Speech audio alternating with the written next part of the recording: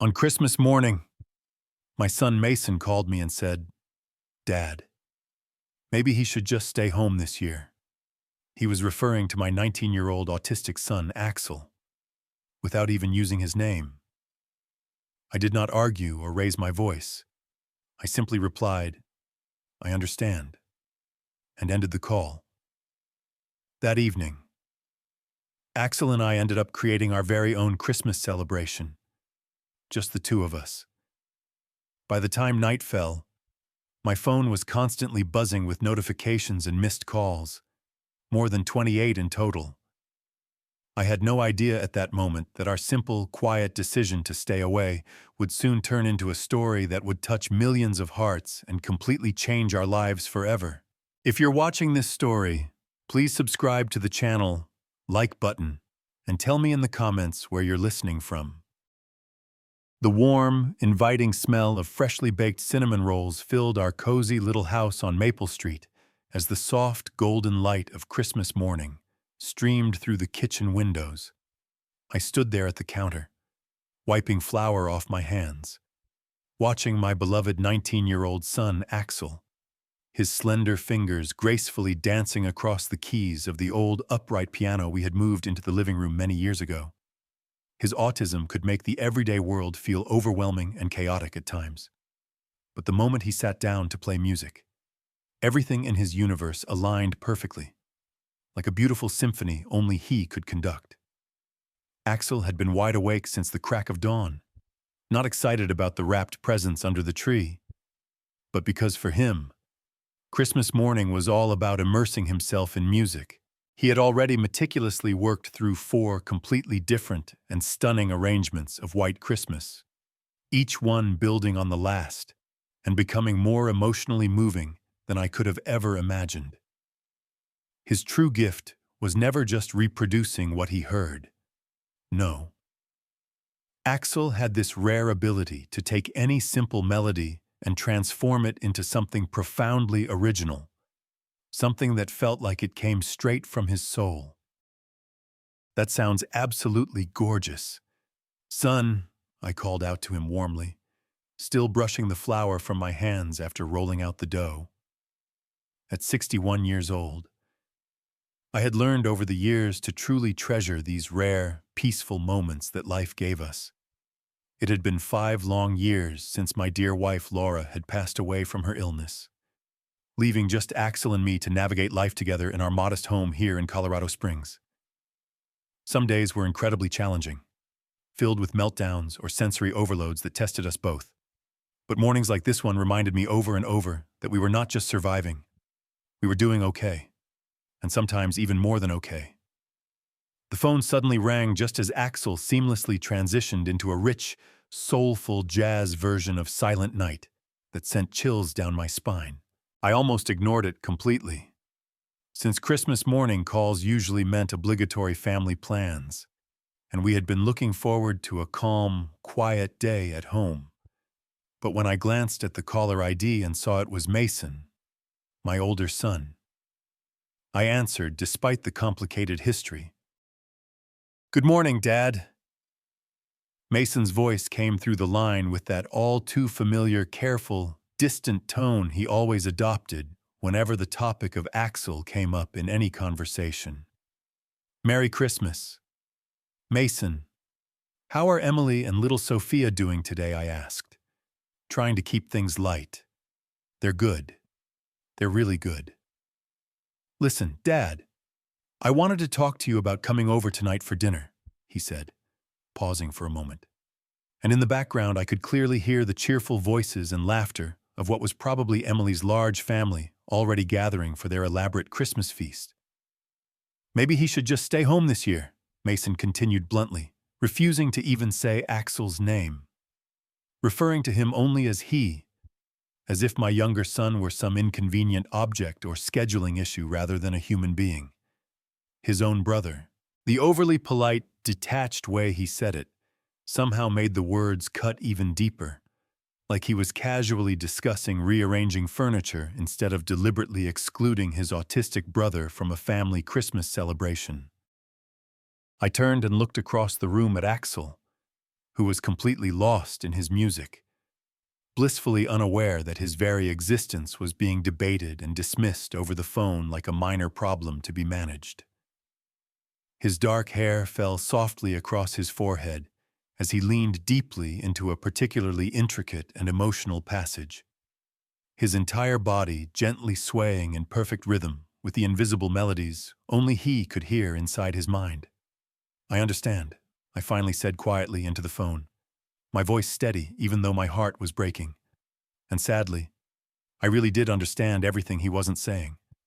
I understood that my older son felt ashamed of his younger brother, that Axel's natural stimming behaviors and occasional outbursts made Mason deeply uncomfortable in front of his in-laws and their perfect suburban circle. I understood that for Mason, it was far easier to exclude Axel than to take the time to educate others or defend him. Easier to hide him away than to proudly stand by him as family should. "Thanks, Dad. I knew you would get it. Maybe we can plan something next week instead." "Just us," Mason replied quickly, with obvious relief in his voice before hanging up. That phrase, "just us," lingered in the air long after the call ended, tasting as bitter as overcooked coffee. Axel suddenly looked up from the piano keys, his warm brown eyes absolutely sparkling with the pure, unfiltered joy that music always brought him.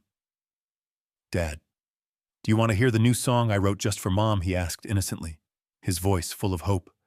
My chest tightened painfully because every single Christmas without fail, Axel composed a brand new piece dedicated to Laura, playing it tenderly to her framed photograph on the mantel, as if she were sitting right there listening. This year's composition was going to be especially beautiful and heartbreaking, and it deserved to be shared with people who would truly appreciate it. Not wasted in an empty house because his brother saw him as an embarrassment.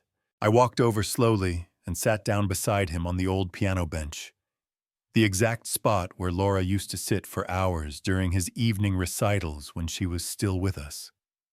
"Are we going to have Christmas dinner at Mason's house tonight?" Axel asked me, his voice so full of genuine hope and innocence that it nearly shattered my heart into pieces.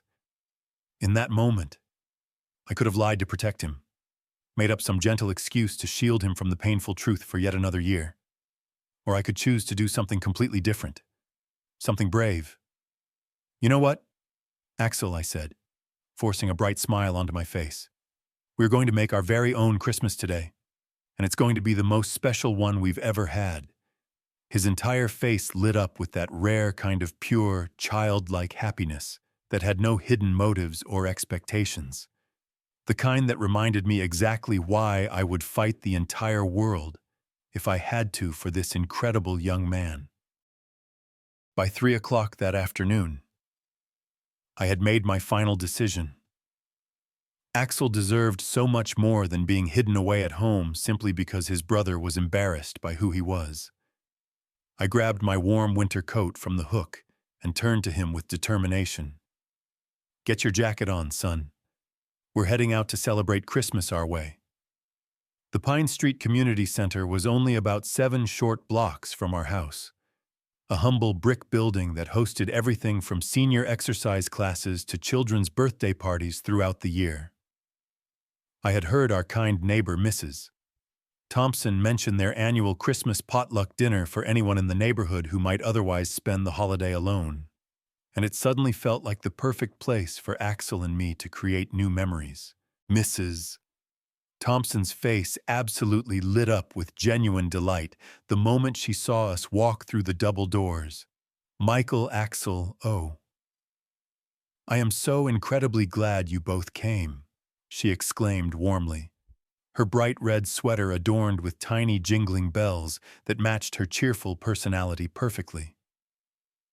The main hall was filled with the soft hum of quiet conversations, the delicious aromas of home-cooked food, and about 35 wonderful people gathered around long tables covered in colorful mismatched dishes, steaming casseroles, trays of homemade cookies, store-bought pies, and someone's legendary 7-layer salad. These were not high society types putting on pretenses. These were real, everyday people, elderly widows, single parents working holiday shifts, college students who couldn't afford to travel home, everyone welcoming and kind without judgment. Axel stayed very close to my side at first, a little overwhelmed by the unfamiliar voices, faces, and the holiday music playing softly from a portable speaker in the corner. But Mrs. Thompson had a special gift for making anyone feel completely at ease. Axel, I remember your sweet mom telling me once that you play the piano beautifully, she said gently, without any pressure in her voice. We happen to have that old upright piano right over there in the corner, if you feel like trying it out sometime. Only if you want to. Of course. No rush at all. I followed Axel's gaze to the far corner, where the weathered piano sat underneath strings of warm, twinkling Christmas lights. A cheerful red poinsettia placed lovingly on top and scattered sheet music on the bench. Axel's eyes lit up with that familiar spark of excitement I knew so well from years of watching him discover music. It's totally okay if you want to play, son, I told him reassuringly. He approached the piano slowly, like he was greeting a dear old friend he hadn't seen in ages, gently testing a few keys to feel the tone and adjusting to the slightly out-of-tune middle C that gave it character. Then, without any announcement or need for attention, Axel simply began to play. What started as a traditional Silent Night quickly evolved into something entirely extraordinary, woven with complex jazz harmonies and unexpected melodies that seemed to wrap around the entire room like the warmest holiday embrace. Every conversation in the hall gradually stopped. Forks paused halfway to mouths. Even the rowdy group of children playing near the dessert table grew completely silent, mesmerized. When the very last note finally faded away, there was a long moment of breath-held silence that felt almost sacred. And then the entire room erupted into thunderous, heartfelt applause that brought tears to my eyes. It wasn't polite clapping. It was the kind of deep appreciation people reserve for something truly once in a lifetime. That was absolutely incredible, whispered Mrs. Patterson, a sweet elderly woman I recognized from walking her little dog around the neighborhood almost every day. Mrs. Thompson openly had tears streaming down her cheeks as she said, Axel, my dear, you just gave every single one of us the most precious Christmas gift anyone could ask for. I noticed then that she had quietly held up her phone and recorded the entire performance, capturing far more than just a simple video. As Axel and I helped clean up the tables later that evening, person after person came up to him with nothing but genuine warmth and gratitude in their eyes, no awkward stares, no whispered questions about his autism, just pure appreciation for the beauty he had shared so selflessly. Walking home together under the soft glow of the streetlights, as gentle snowflakes began to fall all around us, Axel happily hummed his unique arrangement the whole way, and for the first time all day, I felt deep in my bones that we had made the absolute right choice. That peaceful feeling lasted exactly until we stepped back inside our front door, and I saw my phone screen completely lit up with 28 missed calls and countless notifications. I woke up the next morning, Boxing Day, to my phone buzzing relentlessly like an angry bee that simply would not stop. By 7:30 in the morning, notifications were flooding in faster than I could possibly read them. Facebook messages, text alerts, voicemails, everything. Mrs. Thompson had posted the video online with the simple but perfect title, Christmas Miracle Boy, and a heartfelt caption that read, "Sometimes the most beautiful gifts come from the most beautiful hearts. This amazing young man made our Christmas truly unforgettable." Overnight, the video had exploded to more than 55,000 views, over 2,000 shares, and hundreds upon hundreds of emotional comments from complete strangers all over the country. People wrote that they were crying at their desks at work. Music teachers shared it with their students, saying it restored their faith in talent. Parents of autistic children poured out their hearts, thanking Axel for showing the world what their own kids were capable of. By noon that same day, The video had jumped to TikTok, YouTube, Instagram, everywhere, with new versions titled things like Autistic Teen's Christmas Piano Performance Will Restore Your Faith in Miracles. The views climbed into the hundreds of thousands, then millions. Axel wandered into the kitchen around 10 o'clock that morning, rubbing sleep from his eyes, completely oblivious to the worldwide storm his music had created. "Morning. Dad, can we make blueberry pancakes today?" he asked with his usual cheerful smile. My phone would not stop ringing local news stations, radio hosts, podcasts, even a talent agent from Los Angeles who somehow got my number. "Dad, why is your phone making so much noise?" Axel asked innocently, covering his ears as another call came through. "Because people heard your music last night, son, and they loved it. They really, really loved it," I explained, trying to keep my voice calm. His whole face lit up with that pure, agenda-free happiness that always melted my heart. "That's nice. Can I play more songs for them someday?" he asked excitedly. The heartbreaking irony was not lost on me while complete strangers all over the world were celebrating Axel's extraordinary gift. His own brother had wanted nothing more than to keep him hidden away like a secret shame. By evening, I had given several phone interviews and turned down many more. But the story just kept growing. Christmas Miracle Boy was trending not just locally, but nationally, even internationally in languages I couldn't read. Then, out of the blue, Mason called again. "Dad, we need to talk," he said. And for the first time in a very long time, his voice sounded different, shaken, almost apologetic. "We saw the video. Literally everyone we know has seen the video. Emily has been getting calls all day from friends asking about Axel. Maybe we made a mistake on Christmas." 2 weeks later, he called with an invitation that caught me completely off guard. "Dad, it's Sophia's 9th birthday party this weekend. She has been begging all week for Grandpa and Uncle Axel to come. Emily and I talked about it, and we would really love to have you both there." There was no real acknowledgement of what had happened on Christmas. No true apology. Just an invitation that felt suspiciously timed after the video went viral. I stood at the kitchen window, watching Axel happily building a giant snowman in the front yard, his cheeks red from the cold, and his laughter echoing through the crisp air. The viral fame had brought interview requests from 5 different major news stations, performance offers, everything. But we had politely declined them all because Axel was perfectly content just being himself. Saturday afternoon arrived, and there we were, standing on the doorstep of their massive house in Castle Rock. Colorful balloons tied to the mailbox and rows of expensive SUVs lining the long circular driveway. Emily opened the door, wearing a practiced smile that didn't quite reach her eyes. "Michael, Axel, it is so wonderful you could make it," she said with that overly cheerful tone people use when they are uncomfortable. But little Sophia was genuinely thrilled. She launched herself at my legs with pure 8-year-old energy and then grabbed Axel's hand, chattering non-stop about her new bicycle and the chocolate fountain inside. The backyard was filled with perfectly dressed families from Emily's country club circle, parents whose children attended the same elite private school as Sophia. They smiled politely when introduced, but I caught the subtle side glances and the way conversations hushed whenever Axel stimmed or hummed quietly to himself to self-regulate. For nearly an hour, everything actually seemed promising.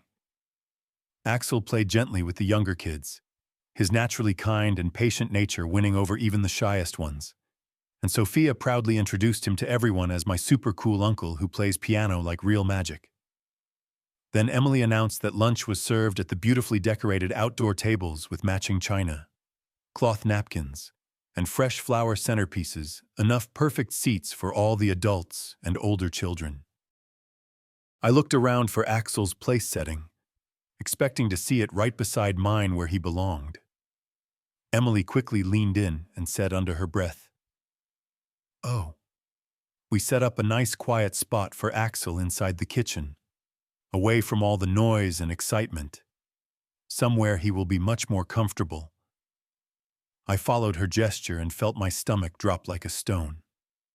Through the open kitchen door was a single plastic chair pulled up to the breakfast counter, a lonely paper plate, a plastic fork, and a childish juice box completely separate, hidden away, treated like something shameful that needed to be kept out of sight from the normal guests. "You're hiding him again, like he is something to be ashamed of." The words burst out of me louder than I intended, pure fury rising in my chest. Mason stepped forward quickly with his hands raised in that placating way I had come to despise. "Dad, please. The other parents might not understand someone like Axel. Some of these kids have never been around a person with autism.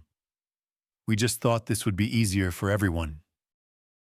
"Easier for who exactly?" I demanded, my voice shaking with anger as I grabbed Axel's hand protectively. "You haven't learned a single thing. Not one." Little Sophia suddenly appeared in the doorway, tears streaming down her confused face. "Grandpa, why are you leaving? Did I do something wrong?" she cried. My heart broke for my granddaughter in that moment, but I could not stay. Not even for her. Not when my own son and daughter-in-law still saw Axel as nothing more than a problem to be managed and hidden from polite company. In the car on the way home, Axel was unusually quiet for several miles before he finally asked in a small voice, "Did I mess up the party?" "Dad, no, son," I told him firmly, fighting back tears. "You did not mess up anything at all. You were perfect." But as I drove through the cold January afternoon, one painful thought echoed clearly in my mind. Nothing will ever change with them. They will never truly see Axel for the incredible gift he is. Sunday morning, I woke up with a crystal-clear sense of purpose I hadn't felt in years. If Mason and Emily refused to accept Axel fully, then we would build a life surrounded by people who would. "Axel, how would you feel about going on a big adventure?" I asked him over breakfast, watching his face light up like the sun. "What kind of adventure?" "Dad," he asked excitedly. "The musical kind. Son, pack your bags, we're hitting the road to Nashville, Tennessee, within just 2 hours." I had our old SUV loaded to the brim, Axel's portable keyboard, my camera equipment, suitcases of clothes, and a cooler packed with the peanut butter sandwiches Laura used to make for our family road trips years ago. Axel bounced happily in the passenger seat, more excited than I had seen him in ages, waving goodbye to our little house as we pulled away. The 14-hour drive to Nashville gave us something priceless, uninterrupted father-son time we hadn't had in far too long. Axel sang along to every song on the radio in perfect harmony, inventing new lyrics on the spot about passing semis, endless fields, and clouds that looked like giant piano keys floating in the sky. We rolled into Nashville just as the sun was setting, the famous neon lights reflecting beautifully off the Cumberland River and the sound of live music pouring out from every honky-tonk doorway on Broadway. "It's so loud here," Axel said at first, covering his ears as we walked past the crowded bars. But I promised him we would find quieter spots perfect for making music. Wednesday morning, we discovered a colorful public piano under a shaded pavilion in Centennial Park, part of the city's Play Me, I'm Yours art project. A few joggers and dog walkers passed by, but mostly the space was ours. "Want to give it a try, son?" I asked. Axel sat down and immediately began transforming Amazing Grace into a breathtaking blend of gospel, country twang, and his own unique flair that belonged perfectly in the Tennessee hills. Within minutes, a small crowd gathered, joggers stopping mid-run, families pausing their walks, phones coming out to record. When he finished, people applauded warmly. A session musician in a cowboy hat dropped a $20 bill into the open keyboard case. An elderly lady asked for his autograph, and a group of teenagers begged for Sweet Caroline, which Axel delivered with an upbeat country twist that had everyone singing along. That night, I posted our very first travel video titled Axel and Dad's Musical Journey Day 1 in Nashville. And the response was instantaneous, hundreds of thousands of views in hours. Comments flooding in from all over the world, asking us to keep going, to visit their cities next. From Nashville, we headed south, like true musical nomads chasing inspiration across the country. New Orleans welcomed us with brass bands and jazz spilling from every corner of the French Quarter. Axel discovered a public piano in historic Jackson Square and within minutes was joyfully jamming with a trumpet player named Marcus and a drummer everyone called Big Joe. Their impromptu trio drawing crowds so thick they stopped traffic on Decatur Street. Memphis came next, where the blues legacy of Beale Street called to Axel like a siren. At WSC, Handy Park, he turned classic blues riffs into something haunting and brand new, leaving hardened old-timers with tears in their eyes, one even pressing a lucky harmonica into his hand. Chicago's Gleaming Bean and Millennium Park offered classical grandeur that inspired Axel to attempt Chopin interpretations so moving that businessmen stopped mid-call to listen in complete silence. Each city taught Axel new styles, new rhythms, new ways to express the music that lived inside him. And he absorbed it all like a sponge. Our social media followers grew from thousands to hundreds of thousands to millions. Fan mail arrived at hotels before we did. Interview requests poured in from national networks.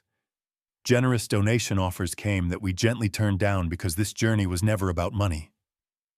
But the real magic happened in the quiet moments in between sharing beignets in a New Orleans cafe.